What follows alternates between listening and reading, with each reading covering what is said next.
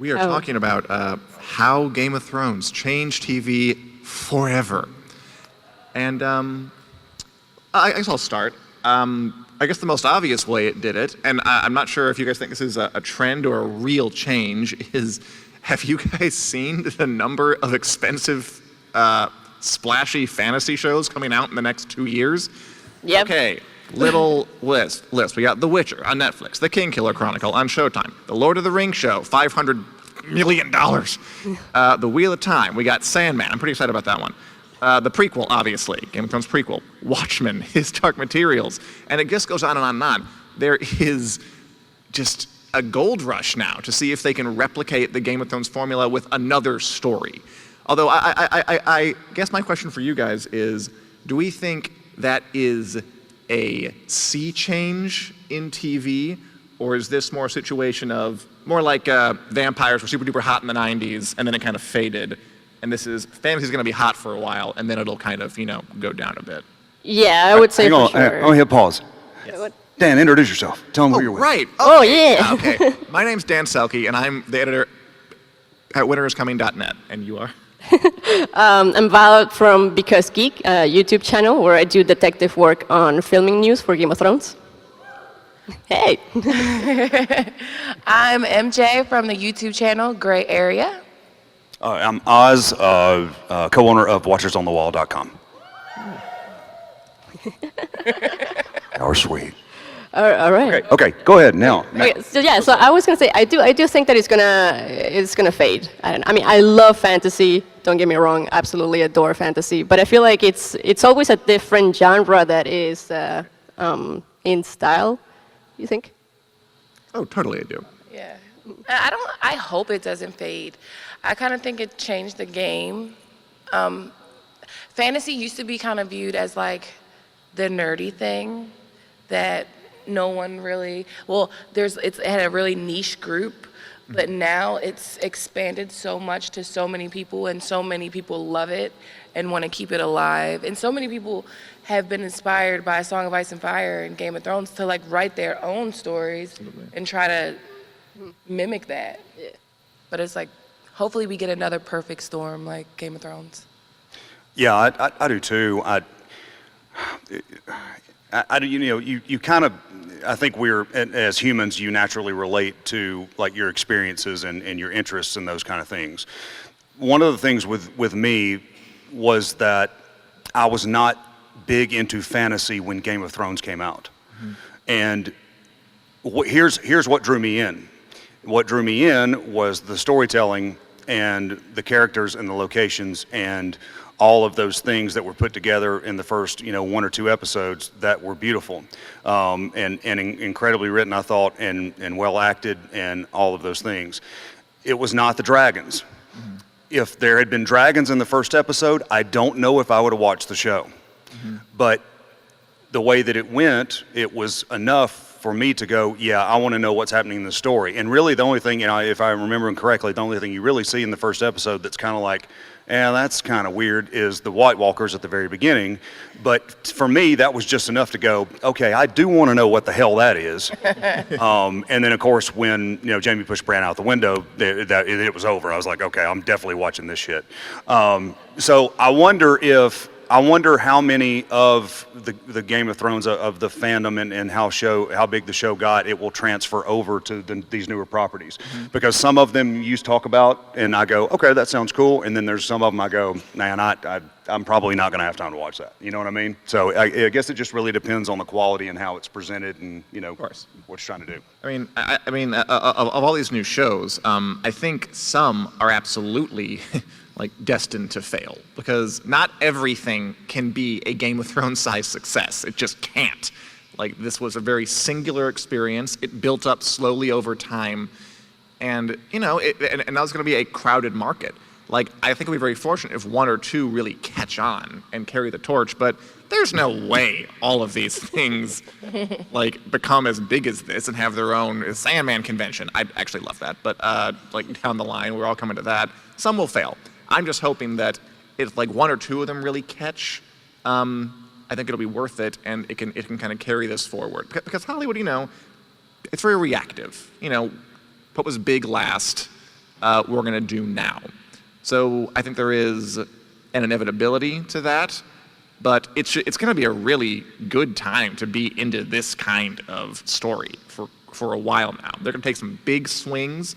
I'm looking forward to the failures almost as much as the successes, because there's a lot of fun in that too, to watch and analyze and look at. Yeah, I mean, I was going to say that we also have to remember how Game of Thrones lasted for about 10 years, and that fact is that so much has changed from the moment that it started until now, and how there's so many more, like, subscriptions like Netflix, Hulu, Amazon, like there's so much right now, and that has really changed the game for TV. And Game of Thrones started when, you know, it didn't really have that much competition, so everything has so much more competition now. And yeah, so I agree with you that, you know, many of them will fail, but at least hopefully one or two become a big thing. Yeah, I'd be okay with that. Yeah, I think probably some of them will fail too, because with the Game of Thrones, it's just the perfect ingredient of everything. Like, you have fan involvement, like, so high. There's so much mystery, and there's so many things that even after the season ended that we still don't know or don't understand, that we're still like, we still love Game of Thrones. We still want to know these things. Are other shows going to be able to capture something like that, or have a story good enough to capture that? I don't know. It's like, it seems like a once in a lifetime kind of thing, but either way, it's changed the way we will look at TV shows from here on out. Like, it's, to me, it set the bar. Oh yeah. It's it's going to be tough, because you can't just expect. I mean, Game of Thrones. I always say this to people that I talk to about it, is that this show absolutely ruined me. Like, it really did.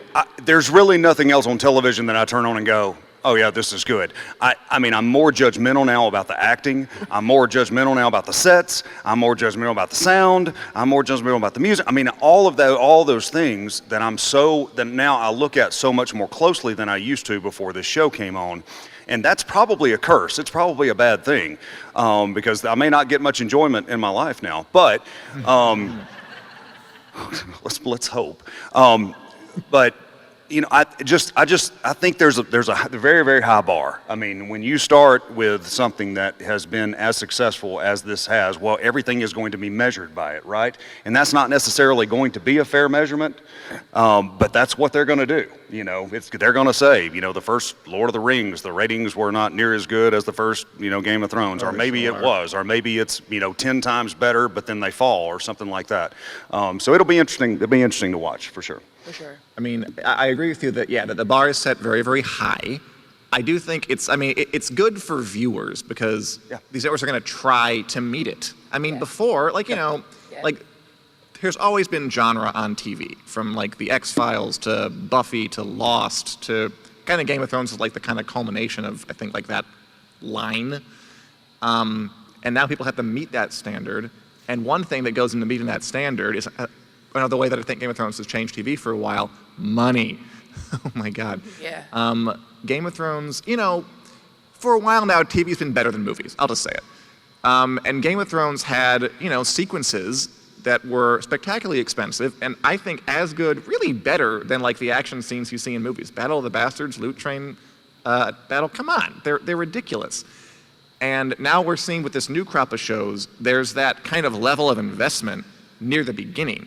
I mean, I'm not sure how much of you have all heard about Amazon's Lord of the Rings show set during the Second Age of Middle-earth that made huge headlines because they spent, I think, $500 million on the first, like, 2 seasons and, like, $1 billion for 5, which is stupid amounts of money. So that's exciting that they're going to put this money into it to try and equal that standard. They're going to try to get the best writers, the best actors, the best musicians, the best special effects people, obviously. I kind of going back to some of them will fail. I think there's a bit of a bubble because, you know, you can't put all that money in. You need a lot of return if you're going to put that much investment in, and they can't all make it. So my guess is, again, I'm kind of repeating myself, and we can move on after this, but that lots of money will go into this. a few will be successful, but some will be like big losses for networks, and that will kind of cool it off after this big next period we have over the next like 5 years. Yeah, I agree with that. I mean, like, one thing that worries me, though, is that they seem to be focusing so much on the budget now. And I don't feel like that's what made Game of Thrones all that big. Yeah. You know, if like a budget, yeah, you can have a huge budget as long as you have a really, really good story to back it up, which is how all the fans, you know, they were there because of the books to start with, not because of a budget. So, I mean, I just hope that they realize that how much the story matters and the writers and everything. And yeah. Yeah, because arguably you could say season 1, the budget was probably really, really, really small. And, well, in comparison to season 8. But you could arguably say that season 1 might be your favorite season or might be what made you watch the show. So I definitely think the story itself is what makes a TV show important, like the story behind it and the writing. So I definitely agree with Val. Yeah, I do too. Yeah. I'm basically regurgitating what y'all said because it's true. Yeah. I know, like, we seem to be like going down the line really neatly. We don't have to. Like, anybody has Oh, a no, topic. it's okay. just No, shout out. no. How about how Game of Thrones has changed the way journalists, bloggers cover TV? I know, like, all of us up here, I run a website dedicated to Game of Thrones. I'm doing other stuff now, but I mean, like, it's my livelihood. You know, not really possible for a lot of people before this show. This show made it possible to have kind of a new crop of people just dedicated to talking about TV. How do you feel about that?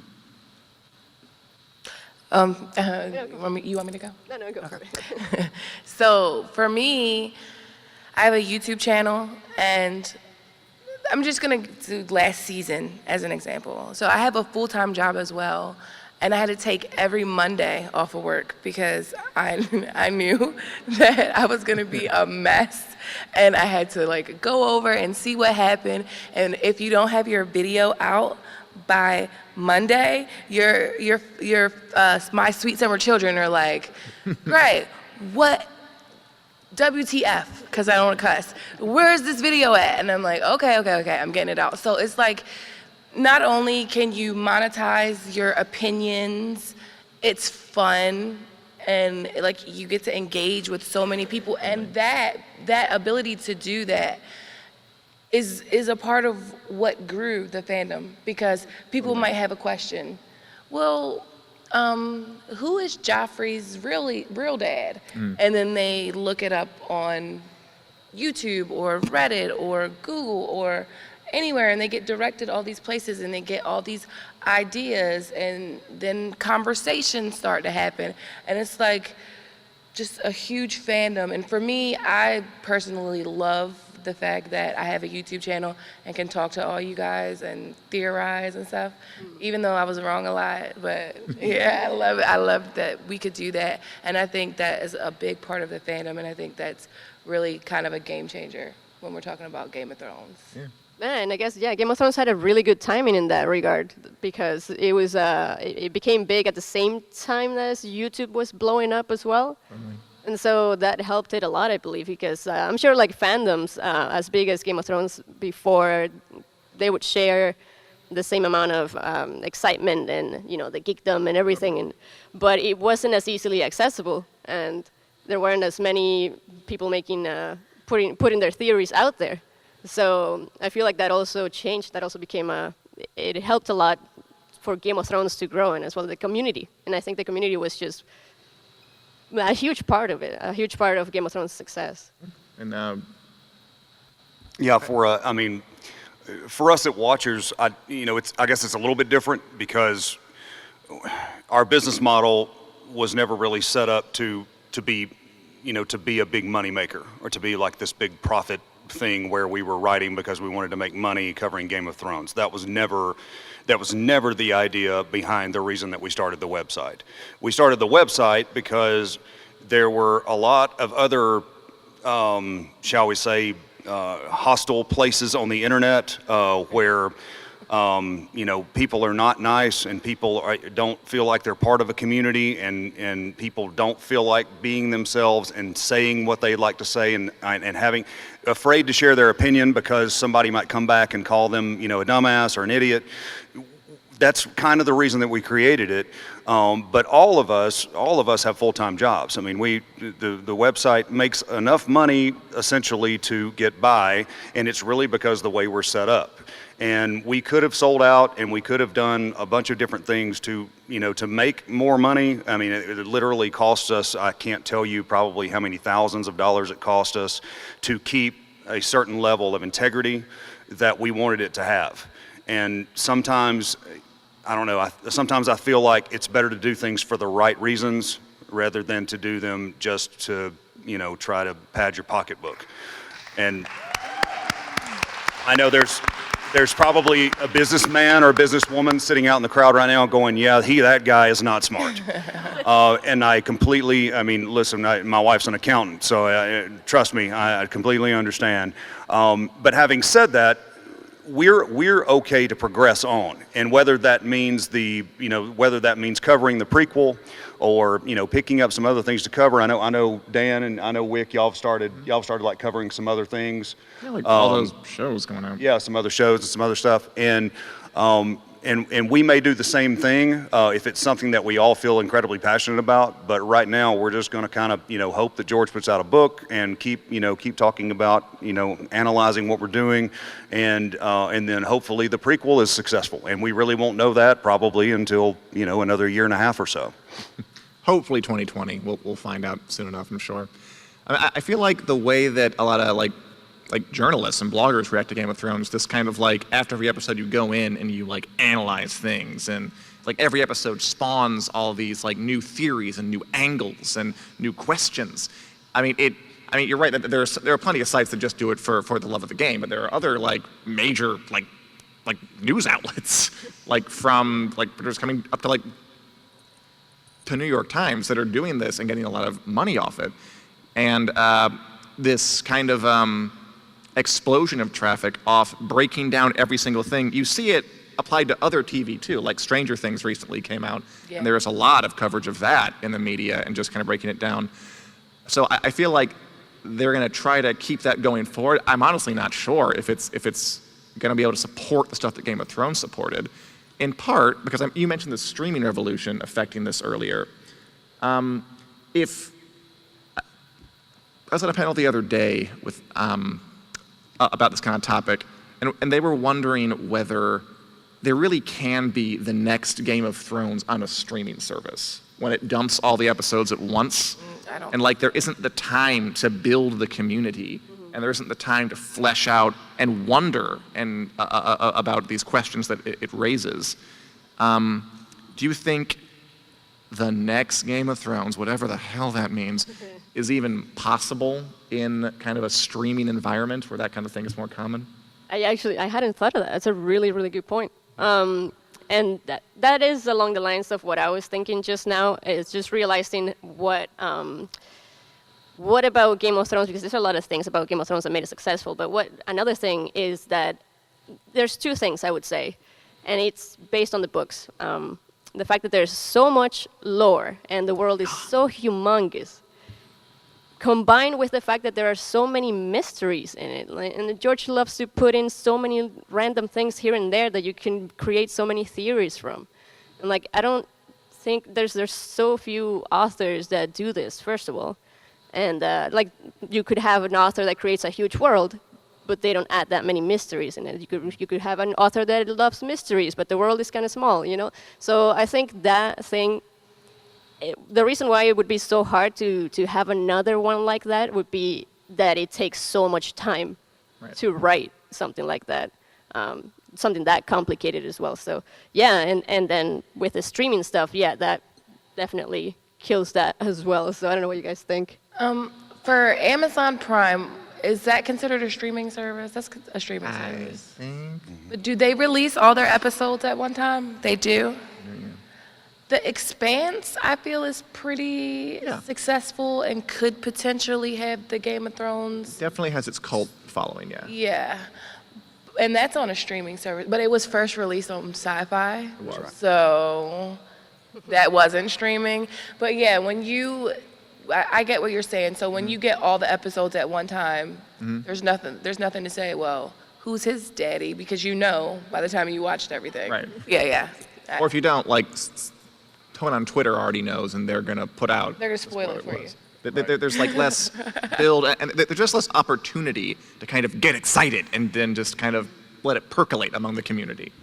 Yeah, the one thing that it does is it builds anticipation. Yeah. And then it builds, the water cooler talk Monday morning. And, that's one of the things that builds shows. I mean, Game of Thrones blew up after the Red Wedding. I mean, it was already a hit show, but then after the Red Wedding, you got up Monday morning and Good Morning America was covering what had just happened to Robb Stark, and 95% of America went, who the hell is Robb Stark? And then all of a sudden they start watching it, and then it blows up. If you look at the trends, it went season 3 to season 4 is astronomical. So I think we have to. Listen. Here's the thing. I'm kind of old school, and when you talk about the instant gratification issue that we have with the binging, and by the time there's excitement garnered for something, by the time you turn around and you experience it, it's over, right? This was something that carried us for almost 10 years, and for book readers longer than that. I mean, some of y'all been reading the books for 20 something years now. So I don't know. It's a really, really tough call, but I think if it's going to happen, it's going to be on something that's a weekly series. It's going to be a Showtime or an HBO or a Cinemax or Stars or something along those lines, kind of like The Expanse started, like it started on Sci-Fi, right? So, I mean, it's going to be something like that actually builds anticipation that people get excited about. Yeah, you can go to a Stranger Things con. No offense to those kids, they're all great. Stranger Con. But, I mean, is it going to get the same type of fanatical con goers like us that, will run for it again? I don't know. I don't think so, but it might. Yeah, I agree with you. Yay. Thank you. I just wish Netflix would just really tangent quick, that they would just release them one at a time, like at a week. Why not? You have the power to do it. Okay, that's my thing. Well, I mean, and seriously, what would stop them from doing that? Nothing. I mean, if it's Their own Sunday stupidity, night, sorry. appointment television, and it's going to be released at 8 o'clock on Netflix, on Sunday night at 8 o'clock, why wouldn't that work? That's that's kind of my other point. So after the series is over, we heard a lot of think pieces about Game of Thrones is the last appointment television show ever. Is that true? We as humans, we love nostalgia. Everything comes back around. I think it's pretty great. Yeah. Do we think it's the last Yeah, appointment show? Yeah, I saw a lot of think pieces about that after it was over. Like why Game of Thrones is the last appointment viewing show. The thing where people get together and have viewing parties to watch it every week, rather than just watch it where you can and do it whenever. Okay. That there's a long history of that. And this panel's about how Game of Thrones changed TV forever. Maybe if those pundits are right, maybe it didn't change it. Maybe this is the end of one phase of TV. We're going to move into something else that doesn't involve appointment viewing. Or are they just kind of, I don't know, writing stuff to think of the moment? Look, as bad as I hate to say this, as long as The Bachelor's on, my wife's going to have appointment TV. That's a good. Is there a Bachelor Con? Yes, Bachelor, Bachelorette. Yeah. Is there really? Yeah. Really? Bachelor Island. Oh. Okay. Paradise fine. Island. I learned something today. It's a lot of naked people, I which feel is not bad. I feel like Blood Moon may have the potential. Sure. I feel like the potential is definitely there, especially with the way season 8 ended with so many more questions, Yeah. especially about the White Walkers. And then, okay, well, we have all these questions about the White Walkers. Well, HBO wants to provide us with a series that's going to answer questions about the White Walkers. It's actually going to be really based on the White Walker. George said it should be called The Long Night, so And he is sticking to that. yeah, he is sticking to it. And then there was something I heard the other day about maybe it being called The Longest Night. That was also George. That was George? Oh yeah, I love how George R.R. Martin will not get on board with the name Blood Moon. I think it's really funny. But hopefully Blood Moon will become appointment television. Yeah, I'm up for that. Oh yeah, because I mean HBO is still doing it that way, right? Yeah, they're not streaming. Yeah, so yeah, I mean, so if it becomes something that people miss from things like Netflix or Amazon or all those who release all at once, then that's something that HBO could have, like as a +1. Yeah, like Thing. that's like someone in its back pocket. Yeah.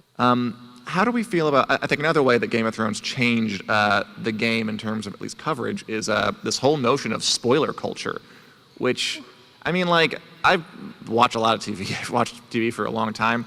I mean, I was around for Lost and shows before that. I don't remember this fervent a hunt for clues and, like, people like going to the sets and snapping pictures of Maisie Williams in the water in season 6. I remember that.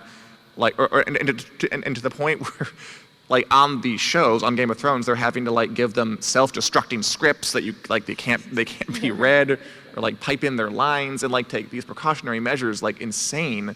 And then you see it in other shows, like Disney Plus is making The Mandalorian, they're making their Marvel shows, and they're being very intense about it. There are other shows that have totally picked that up. I definitely think Game of Thrones has created a culture among fans where they are determined to hunt for everything they can. And I mean, why not? It's fun, and it lets you talk, and people listen to you, and they watch, and it's fun. And then a kind of reaction among content producers to, we're going to lock this shit down, and we're not going to let anybody in by any means necessary. Is that a good thing? How's that going to develop in the future? Listen, I think, I mean, not to just state the obvious, but, in 2011, there was limited social media. I mean, it was something, but it wasn't nearly what it is today. And so, yeah, I mean, how much of your show do you want to get out? How many secrets do you want to get out? I mean, one of the things that we did at Watchers was we did cover filming, and we covered casting, and we did cover spoilers. The spoilers that we covered were things that, some pictures from a set, or, the one that kind of blew us out of the water was Kit getting off a plane in Belfast after he had gotten killed in season 5. So, when he's getting off the plane in Belfast, well, that's a pretty good sign that he's still alive. So, how far do you go with it? The thing that we've always tried to do really, really carefully is to make sure that we absolutely label everything, this is a spoiler, and not give anything in the first picture that's on the front that will give it away, or anything in the headline. So there might be a hint as to what it might be, but it's never blatantly Kit Harington is in Belfast right now, even though he's supposed to be dead. But, I think it's something that all of them are going to have to take into consideration with any successful show. If it's a show that nobody knows anything about and they're shooting a couple of pilots other than Blood Moon, then, I think you're all right. Yeah. But, anything now that's going to be even remotely successful that has that fanatical base there that is interested in seeing it, there's always going to be who can post it first, and who can tweet it first, and who can get it out there first, and all that stuff. And that is literally the world we live in. And it ain't pretty. Parts of it are not pretty, but that's literally what it is now, and it's something they're really going to have to take into consideration when they do this. And it's not easy to do. And it may have contributed to D&D burning out a little bit, because, damn, they couldn't do anything without something being posted. And listen, if we didn't post it, somebody else was posting it. I mean, it was literally who was going to get it and throw it out there first, which is just the way of the world. I remember, just really fast, after season 5, all the reports were about, has Kit Harington cut his hair? And those played. Hair watch. Oh yeah. Hair watch. Hashtag hair watch. I mean, like I would say that I hate the fact that they've increased the security measures, because that's what I do. Yeah. I want shit to leak. I'm sorry. That sounded weird. But at the same time, you still get enough information. Like, stuff still gets leaked. The whole ending of Game of Thrones was out there for the longest time, somehow. It was just mixed in with a whole bunch of fake ones, but it was out there. And so, I don't know. I like that culture. It's not for everyone. and but it's definitely got its own niche community who absolutely loves to go into all of these little leaks and figure out what they mean. And I've realized that even for the new show The Witcher on Netflix, there's this one subreddit that's all dedicated to that same thing, and I'm going through it, and it's the same thing that we did for Game of Thrones. Like they're getting all these pictures from the sets and like taking pictures of. No, I'm just agreeing with you. Oh yeah, and getting yes, the actors on costume and what are they filming? Is it going to be part of this? And but because well, Witcher already has books that are out, so people are trying to figure out what part of the books they're filming. So I think that's really cool, and I don't know. I want it to continue. Yeah, well, with Blood Moon, like people are the hype that was with Game of Thrones is carrying over for Blood Moon spoilers. Everybody's like, what are they filming? Where are they filming? Who are the cast? Like people are hyped. Pictures. Yeah, pictures. And they like, I don't know which one. And we're guilty. Yeah, we're guilty. Which one of you got the actual logo? It was, yeah. Yeah, it was y'all us. had the actual logo, so yeah, y'all got spies on the inside. Yeah, and listen, and look, and here's the thing. I don't want to ever seem like a hypocrite by any means. And Val and Gray Air, I love what you guys do. I really do. And I respect it. I respect the business of it and everything else. One of the things that we just tried to do was the speculation about pictures that we would get and things like that. Those things were kind of fun because it was trying to, put together a puzzle, even though we did not have, the complete, puzzle to put together. The leak thing, on the other hand, was like, when it's word for word, narrative and dialogue and, those kind of things, those are the things that we really tried to stay away from. We knew they were there, but there was no way that we were going to feel comfortable putting them on a website, for whatever reason. And, it's just a difference. There's a fine line somewhere, and there's no right or wrong, right? There's nobody that's right or wrong with it. The thing that you have to do is if you don't want to be spoiled, you stay away from those things. I think the fair thing you do is you label it for the people and be fair with it and, just be careful and respectful of everybody who may not want to see those things yet. It's another issue with streaming as well, is, if you don't want to know what happened on Stranger Things yet because you haven't had a chance to watch it, you don't need to get on Twitter and type, hashtag Stranger Things, because you'll see it all before you watch it, so. Yeah. Well, actually, just to clarify that, yeah, I absolutely hate the full-on leaked plots. That's no fun. I mean, Not at all. Like you want to speculate on these little clues and little hints. It's not you don't want to get the whole thing. So yeah. Yeah, absolutely. That's really the fun, and that's the enjoyment that I get out of what y'all do, and I think what we do as well, what Dan does. Yeah, I totally agree. Like, we did the same thing. Like, we knew the whole thing was out there. We're like, we're not gonna. What's the point? There's no fun anymore if you post that. But I think the bigger point, just bringing it back to the panel, is that how it changed you forever. I do think that's just a part of how people watch, read about, and make TV now. It's just that it's in there. The sports culture was in there. The safeguards are in there. The people who are investigating are in there, and it's just something that's here to stay for the foreseeable future. Personally, I'm into it. I think it's a lot of fun, but it goes to person. Another way Game of Thrones changed in a very, very literal way, kind of a TV, is, it turned Belfast, Northern Ireland, into a filming hub. Like, it really did. It put Belfast on the map. It created Game of Thrones. It employed a lot of people, but it created jobs that aren't even really related to, like, the production of Game of Thrones. It created jobs in Belfast to service all these new film crews that are coming in. And and earlier we discussed how there's going to be this huge influx of money, into these new fantasy shows. That's going to create, like, a new economy. Like, I think that's a huge deal, how Game of Thrones changed TV, that it upped what the kind of level of money you can put into it. That means a lot of people who maybe want to get into TV and want to get special effects, storytelling, are going to have a chance now because there's so much that people are making. So I think it's very important that it's going to give people jobs.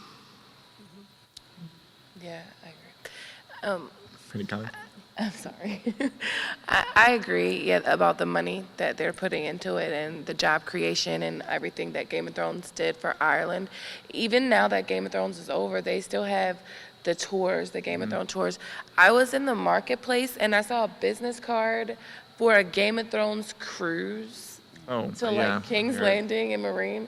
I'm like, okay, I want to go. So like tourism tourism, like Croatia tourism is up there. So it's affecting like all of those things. And yeah, the influx of money, like, I don't know, for me, for Game of Thrones, or for how it changed TV, is if I see a show and there's a dragon with 4 legs, I'm not watching that show. I'm not watching that show. If the dragon isn't anatomically correct, I'm not watching it.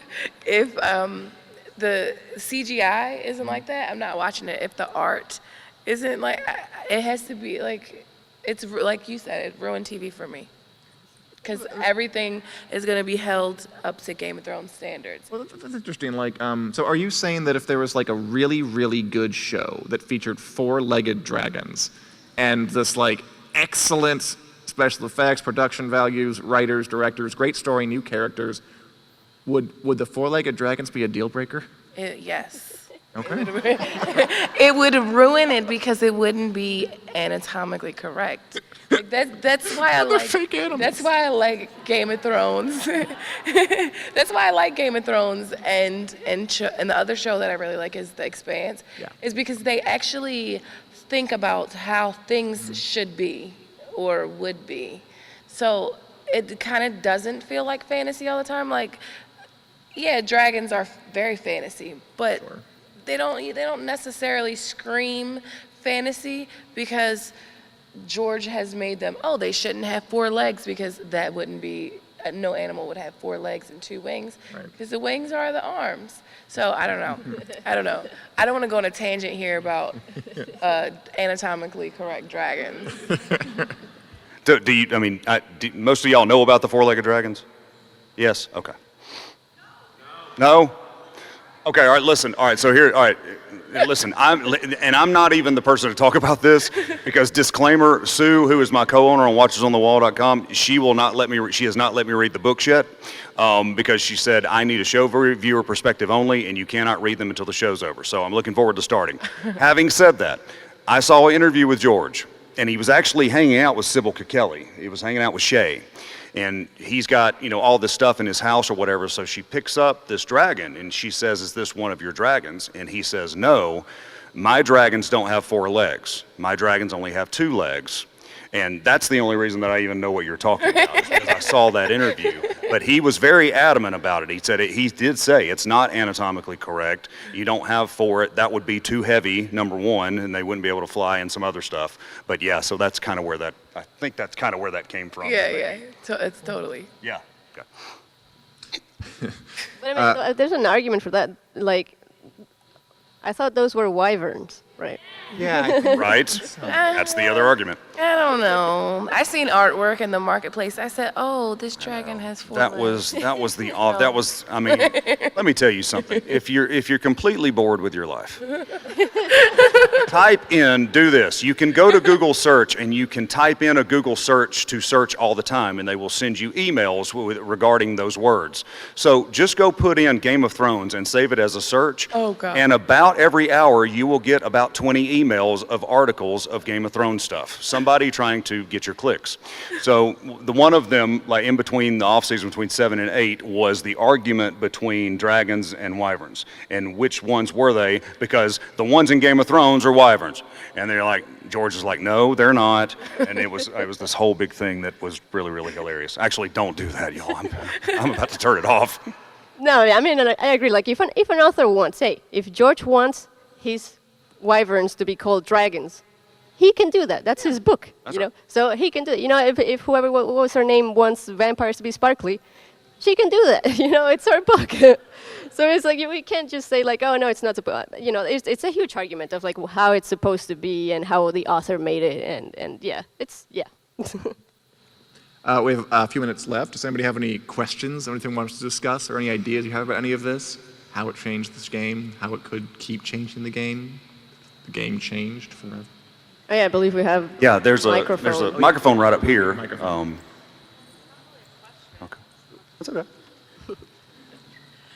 It's not really a question so much as a comment, but the whole streaming service thing and all the episodes being dumped at once, I mean, that's kind of the point of a streaming service. I mean, it's like HBO, yeah, they do these cinematic, like, essential movies as like TV slots. But I mean, you go on like TNT or anything like that, and it's commercials every 15 minutes. And so that's why you have a streaming service, is you're not waiting for commercials, and then you're not having to wait every week. And it's, yeah, it would be nice, but it's like you kind of have to find that happy medium, because if they're only putting out one episode a week, then everyone's like, that's not why I'm here. Like, I'm here because I want to just sit here and binge it all for 12 hours straight, you know? And Yeah. Oh, yeah. I So am it's- sure. I mean, I realize that I am not in charge of Netflix for good reason. Yeah, that there'd definitely be pushback. I think they could do it in a way that would make folk happy. Like, I'm not saying everything, like, a new show wouldn't be, you know, one episode at a time. I do think for something they know is popular and they know, like, why wouldn't, and again, I'm kind of thinking as like a person who covers this stuff, why wouldn't Netflix want to dominate the conversation for 8 straight weeks of like having an episode a week out and just having all this free advertising stuff? Probably because they actually like their customers and want to keep the binge people who happy, so that makes perfect sense. But in my pipe dream, they're at least once a week, and we'll see if I put that into the universe and it'll come back in a good way sometime. Yeah, and just to be clear, I don't have a major problem with it. I mean, the convenience of it is good. I mean, it really is. If I feel like sitting down, if I can't sleep in the middle of the night and I want to watch an episode, and I can get caught up or whatever else. watch it on your own time. Yeah, exactly. So, it's really based on our world. It's based on our culture and the fact that, different people work different times and have different, schedules and whatnot. So, not totally against it. It's just one of those things that I don't want to see it. I would rather not see it take over, just because I do like the anticipation and the build up and those kind of things. But I also think it's about to change, because Disney and NBC and CBS and all these other people are about to open their own streaming services. And so what that's going to look like when it all pans out, I don't know, but it's probably not going to look the same as it does right now. So no, I completely understand. HBO Max. Can't forget that one. Yes. Okay, thank you. What's next? Yeah, thank you. I am sorry, this is so off topic, but because Geek, Gray Area, you're 2 of my favorite YouTubers. I have 3 favorites, but you're in my top 2. How did you come up with your screen names? Our channel names? Your channel names, yeah. Yeah. That's a great question. Well, for me, I think I was just trying to figure out something, because I wasn't, my channel wasn't going to be all about Game of Thrones. So that's why I wasn't thinking of a Game of Thrones name. I was thinking of just something that was geeky, because that's where I wanted to go. And then I thought of it as like someone asking me a question. It's like, so why is your channel name this? And I answered it with, because geek. And that's how it became it, yeah. Okay, MJ. Mine is kind of the same. I knew I was gonna talk about Game of Thrones, but I thought I was gonna talk about other things that I never talked about. So I was like, okay, just gray area, because you could talk about anything in a gray area. It's like not defined. Very good, thank you. Thank you. Thank you. Hi, Dan. The whole topic about how it's changed television, to me it feels like the story, as you well know, Dan, story drives everything. And I think what Game of Thrones is going to do is it's going to force every programming on television to have a good story, or don't even bother. Hey. Nobody's going to watch it.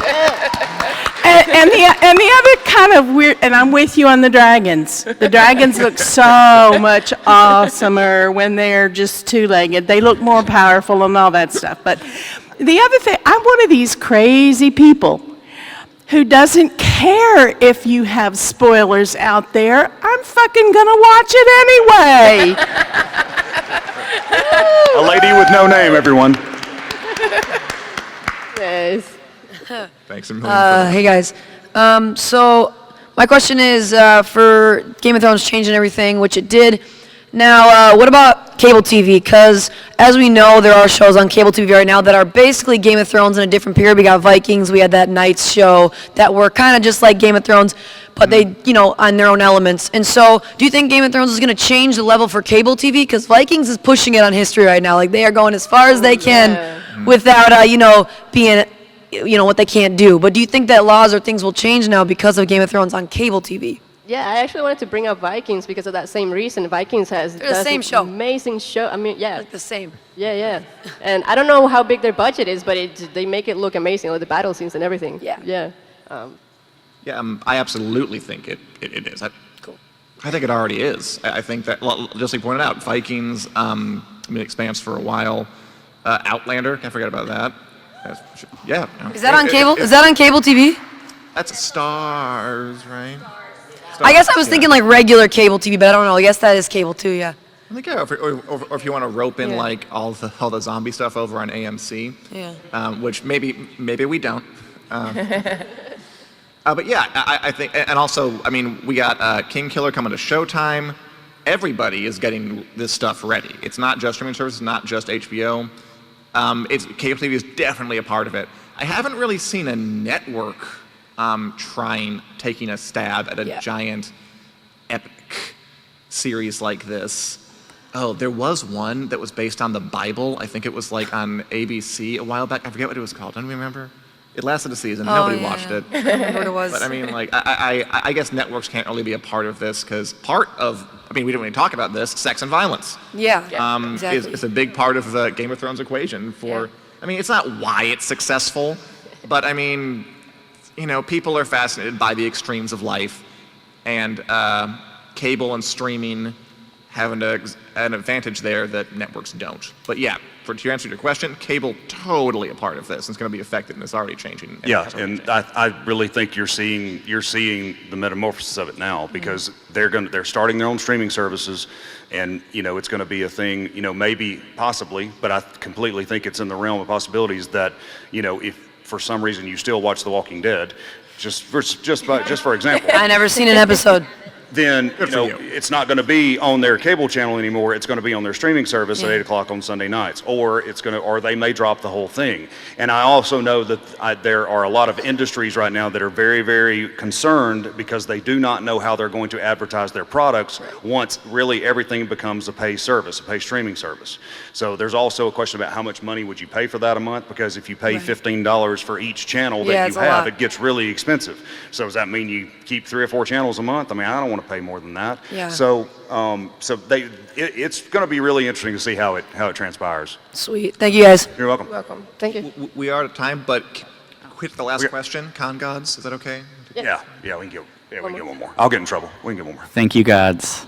So my question is, because you guys are talking a lot about shows building anticipation, do you think perhaps the final season of Game of Thrones then that worked against it a little bit with all these expectations and all this time before the show aired?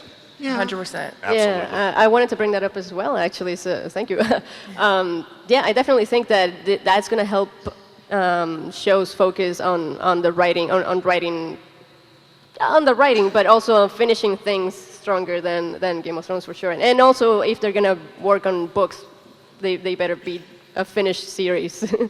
Yeah, well, with season 8, we had about a year and a half between the seasons. So we had all of that time to theorize these grandiose ideas, and so when you're theorizing, maybe you like your own idea better than what happened, or you like someone else's idea better than what happened. And I think that did kind of work against the show's ending, because some people felt let down, but